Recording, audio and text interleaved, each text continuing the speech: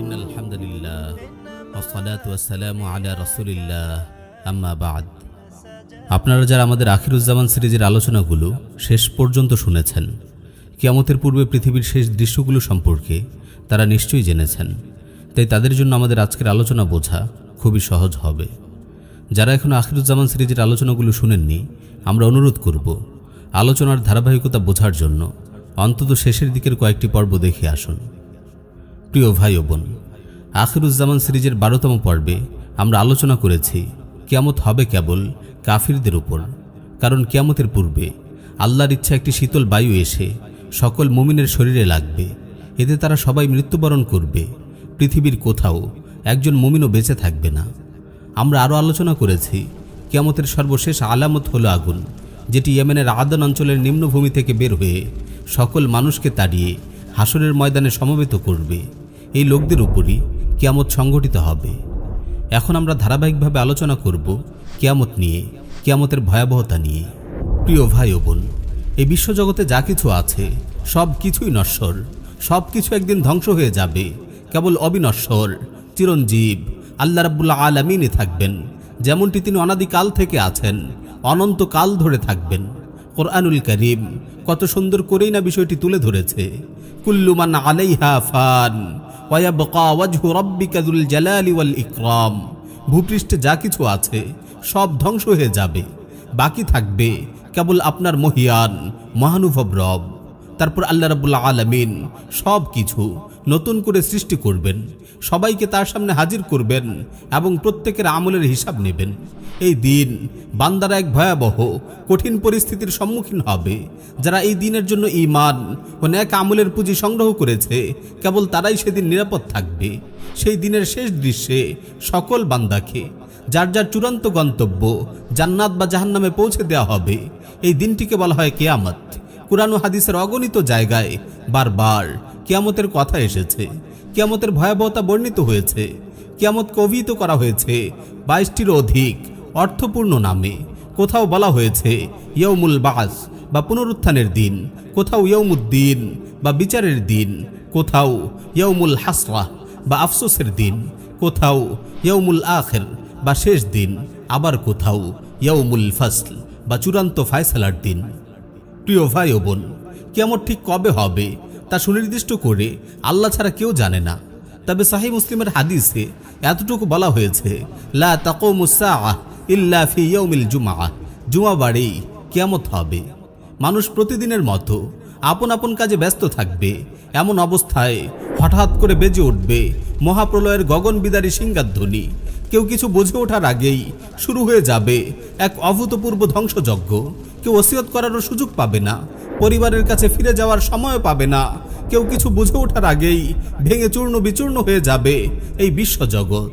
আল্লাহ রাব্বুল আলামিন ইরশাদ করেন, মা ইয়ানজুরুনা ইল্লা সাইহাতান ওয়াহিদাতান তাখুযুহুম ওয়া হুম ইয়াখসিমুন ফালা ইস্তাতিউনা তাওসিয়াতান ওয়ালা ইলা আহলিহিম ইয়ারজিউন। তারা একটি ভয়াবহ শব্দের অপেক্ষা করছে, যা তাদেরকে ঝগড়ায় লিপ্ত থাকা অবস্থায় পাকড়াও করবে। তখন তারা না পারবে কোনো ওসিয়ত করতে, না পারবে তাদের পরিবার পরিজনের কাছে ফিরে যেতে।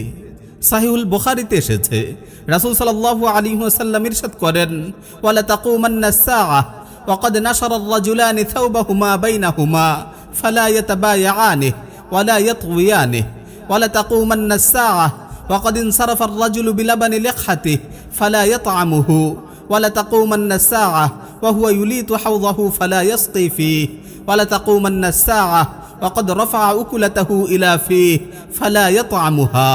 নিশ্চয়ই কিয়ামত হঠাৎ এমনভাবে সংঘটিত হবে যে দুই ব্যক্তি বেচা কেনার উদ্দেশ্যে কাপড় খুলেছে, কিন্তু বেচা কেনা বা গুটিয়ে রাখা শেষ করতে পারেনি।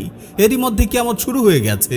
নিশ্চয়ই কিয়ামত আচানক এমনভাবে সংঘটিত হবে যে এক ব্যক্তি উটের দুধ দহন করে ফিরেছে, কিন্তু সে তা পান করতে পারেনি। এর মধ্যেই কিয়ামত শুরু হয়ে গেছে। নিশ্চয়ই কিয়ামত এমন হঠাৎ এসে আপতিত হবে যে এক লোক তার হাউস ঠিক করেছে, কিন্তু সে সেখান থেকে পানি পান করতে পারেনি। এর মধ্যেই কিয়ামত শুরু হয়ে গেছে। নিশ্চয়ই কিয়ামত এমন আচানক সংঘটিত হবে যে কেউ তার মুখের দিকে লোকমা তুলেছে, কিন্তু সে তা খেতে পারেনি। এর মধ্যেই কিয়ামত শুরু হয়ে গেছে। প্রিয় ভাই ও বোন, কিয়ামতের এই ভয়ঙ্কর বজ্রনিনাদ, মহাপ্রলয়ের এই গগনবিদারী সিংহাধ্বনি আর ভূমিকম্পন এতটাই ভীতিকর ও বিভীষিকাময় হবে যে যা মানুষ কল্পনা করতেও অক্ষম। কারণ দুনিয়ার জীবনে এর ভয়াবহতা বোঝার মতো কোনো দৃষ্টান্ত নেই। ভেবে দেখুন সেই দিনটি কেমন মারাত্মক ভয়াবহ হবে, যেটিকে স্বয়ং আল্লাহ রাব্বুল আলামিন ভয়াবহ বলে আখ্যায়িত করেছেন। ইয়া আইয়ুহান নাসু তাকু রাব্বাকুম ইন্না জালজালাতাস সাআতি শাইউন আযীম ইয়াওমা তারাউনাহা তাযহালু কুল্লু মুরদিআতিন আম্মা আরদাআত ওয়া তাদউ কুল্লু যাতি হামলিন হামলাহা ওয়া তারান নাসা সুকারা ওয়া মা হুম বিসুকারা ওয়ালাকিন্না আযাবাল্লাহি শাদীদ। হে মানুষ, তোমাদের রবকে ভয় করো। নিশ্চয়ই কিয়ামতের প্রকম্পন একটি ভয়ঙ্কর ব্যাপার।